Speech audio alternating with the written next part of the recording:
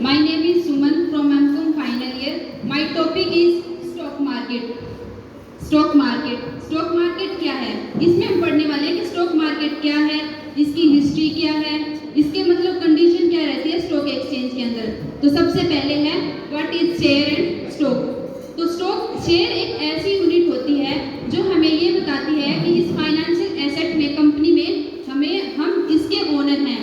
जैसे कि मान लीजिए अगर कंपनी कहती है कि उसके 100% शेयर हैं, ठीक है, 100% शेयर दैट है कंपनी, उसमें से अगर 5% शेयर कोई भी पर्सन ले लेता है तो इसका मीनिंग है कि वो 5% उस कंपनी का ओनर होगा।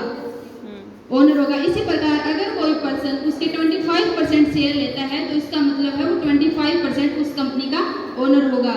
Next one is what is stock and share market. अगर हम सिंपल वर्ड में बात करें तो स्टॉक मार्केट एक ऐसी जगह है जहां पर पर्टिकुलर कंपनी के शेयरों की स्टॉक की सेलिंग या परचेजिंग की जाती है। मेनली दो टाइप की कंपनियां होती हैं, एक तो होती है पब्लिक कंपनी, दूसरी होती है प्राइवेट कंपनी। पब्लिक कंपनी में क्या होता है कि खुद ओनर के साथ साथ पब्लिक भी पैसा लगाती है, लेकिन प्राइवेट कंपनी में क्या होता है कि सिर्फ ओनर ही पैसा लगाता है। ठीक है, इसमें आप स्क्रीन पे पिक्चर देख रहे होंगे, मतलब एक सब्जी मंडी की पिक है। इसमें आप एग्जांपल के रूप में यूज कर सकते हैं, जैसे कि सब्जी मंडी में जैसे सब्जियों की सेलिंग या परचेजिंग की जाती है, उसी प्रकार स्टॉक मार्केट के अंदर स्टॉक की सेलिंग या परचेजिंग की जाती है। और स्टॉक मार्केट के रेगुलेट करने का काम करता है सेबी की फुल फॉर्म है security exchange board of India, जिसे 1992 में एस्टेब्लिश किया गया था ताकि स्टॉक मार्केट को रेगुलेट किया जा सके और इन्वेस्टर्स के जो भी हित है उनको प्रोवाइड उनकी सिक्योरिटी प्रदान की जा सके। नेक्स्ट वन इज, अब हम स्टॉक मार्केट को जानने के बाद हमारे अंदर ये क्यूरियोसिटी होगी कि ये आखिर स्टार्ट कब हुआ था। तो स्टॉक मार्केट की शुरुआत आज से 400 वर्ष पहले ही हो चुकी थी। उस समय क्या था कि एक डच इंडिया नाम की कंपनी हुआ करती थी। वो क्या करती थी कि दूसरे देशों के साथ ट्रेड करने के लिए अपनी शिप को भेजा करती थी, लेकिन ये जो शिप का जो सफर था वो काफी लंबा हुआ करता था और कई बार ये क्या होता था कि ये शिप कभी वापस भी नहीं आ पाती थी, तो कंपनी को लॉस बियर करना पड़ता था। फिर उन्होंने क्या किया कि पब्लिक को ऑफर किया कि आइए हमारी कंपनी में शिप में पैसा लगाइए और जब भी शिप वापस आएगी तो आपको इसमें जो भी प्रॉफिट या लॉस होगा वो आपको दे दिया जाएगा। तो फिर जैसे जैसे लोगों को पता चला वो भी शिप में पैसा लगाने लगे और इसी प्रकार क्या हुआ, जैसे पहले लोग कंपनी में शिप में पैसा लगाते थे, फिर बाद में वो कंपनी में पैसा लगाने लगे और स्टॉक मार्केट का डेवलपमेंट होता गया। उसके बाद है स्टॉक एक्सचेंज इन इंडिया। जैसे मतलब स्टॉक मार्केट और स्टॉक एक्सचेंज दोनों मिलते जुलते वर्ड हैं, लेकिन इनमें मेन डिफरेंस है। जैसे मैंने पहले बताया था कि स्टॉक मार्केट एक ऐसा मार्केट है जो सब्जी मंडी की तरह होता है, लेकिन अगर हम सब्जी मंडी में जाते हैं ऐसा तो है नहीं कि वहाँ पे हमें एक शॉप ही दिखाई देगी। अलग अलग शॉप होते हैं जिसमें पर्टिकुलर हम कोई भी चूज करके उसमें से सब्जियां परचेज कर सकते हैं। तो स्टॉक एक्सचेंज एक ऐसे प्लेटफॉर्म होते हैं जहां अगर हम सिंपल वर्ड में कहें तो स्टॉक एक्सचेंज एक ऐसी शॉप होती है जहां से हम स्टॉक की सेलिंग या परचेजिंग की जाती है। फिर आता है type of stock exchange in India.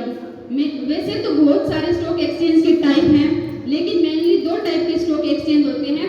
सबसे पहले बॉम्बे स्टॉक एक्सचेंज, जिसे हम शॉर्ट फॉर्म में BSE कहते हैं।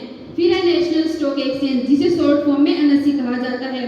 जो बॉम्बे स्टॉक एक्सचेंज था वो एस्टेब्लिश हो चुका था 1825 में और इसके अंदर 5000 से भी ज्यादा कंपनियां लिस्टेड हैं।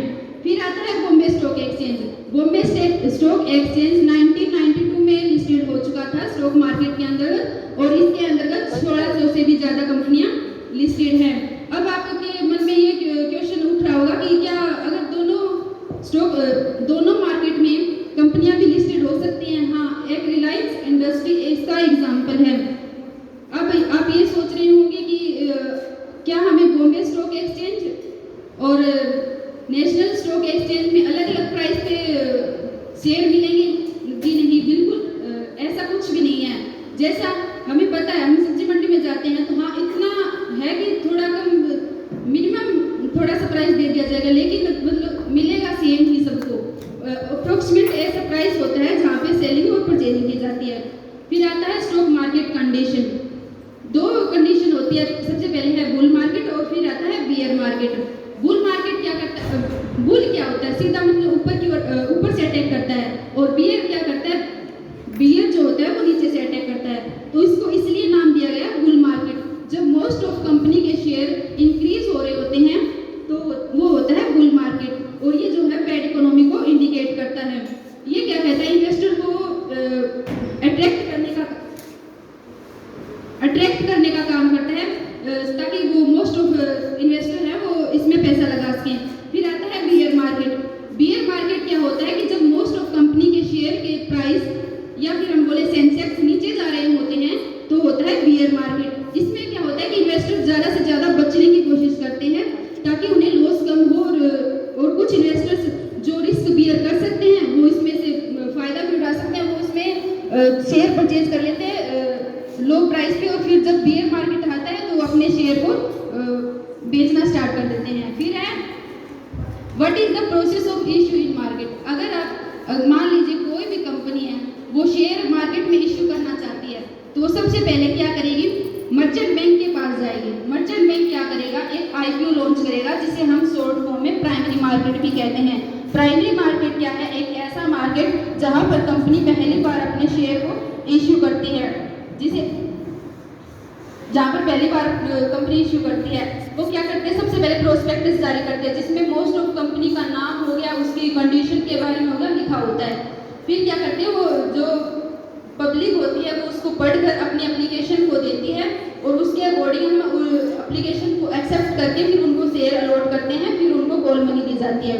फिर आता है सेकेंडरी मार्केट। सेकेंडरी मार्केट क्या होता है कि एक ऐसा मार्केट जहां पर पहले ही उस कंपनी के शेयरों की सेलिंग या परचेजिंग की जाती है। मतलब प्राइमरी मार्केट पहली बार हमने इशू किया, फिर आता है सेकेंडरी मार्केट, बार बार उसमें इशू हो रहा है। फिर आता है why do company issue share. Company issue ही क्यों करती है शेयर, वैसे तो कंपनी मोस्ट डिफरेंट टाइप के शेयर इशू करते हैं। सबसे पहले है इक्विटी शेयर, फिर प्रेफरेंस शेयर, ऐसे एक्स्ट्रा बहुत सारे शेयर हैं। सबसे पहले रीजन है उसका टू ग्रो बिजनेस। अगर मान लीजिए कोई भी कंपनी अपनी बिजनेस को ग्रो करना चाहती है तो वो शेयर इशू करेगी।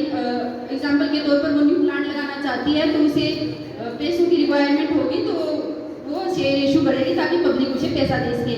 फिर आता है टू पे ऑफ डेब्ट। डेब्ट क्या होता है, मान लीजिए अगर कंपनी ने बहुत ज़्यादा लोन ले रखा है तो उसको चुकाने के लिए वो शेयर इशू करती है। फिर आता है the public can investment in the company, ताकि पब्लिक को भी ऑफर मिले वो कंपनी में इन्वेस्टमेंट कर सके। फिर आता है challenges face by stock market. मतलब जब भी हम स्टॉक मार्केट में जाते हैं तो हमें कौन से चैलेंजेस फेस करने पड़ते हैं। सबसे पहले है वेयर टू इन्वेस्टमेंट, हम इन्वेस्टमेंट कहाँ करें। मेनली हम दो टाइप में इन्वेस्टमेंट कर सकते हैं, स्टॉक एंड म्यूचुअल फंड। तो सबसे पहले अगर इन माय ओपिनियन के अकॉर्डिंग हमें स्टॉक मार्केट म्यूचुअल फंड में इन्वेस्टमेंट करना चाहिए, ना कि स्टॉक मार्केट में। और जब भी स्टॉक मार्केट हमें नॉलेज होने लगे तो हम स्टॉक मार्केट में इन्वेस्टमेंट कर सकते हैं। फिर है हुज सेक्टर टू बाय, हमें कहाँ से शेयर को परचेज करना चाहिए। इन माय ओपिनियन के अकॉर्डिंग हमें उस कंपनी को शेयर परचेज करना चाहिए जहाँ पर वो ग्रोथ कर रही हो। फिर आता है लैक ऑफ स्टॉक नॉलेज। ये चैलेंजेस भी होता है कि लोगों को ज्ञान ही नहीं होता कि वो स्टॉक मार्केट है क्या चीज़, तो ये चैलेंजेस उसको फेस करने पड़ते हैं। Thank you.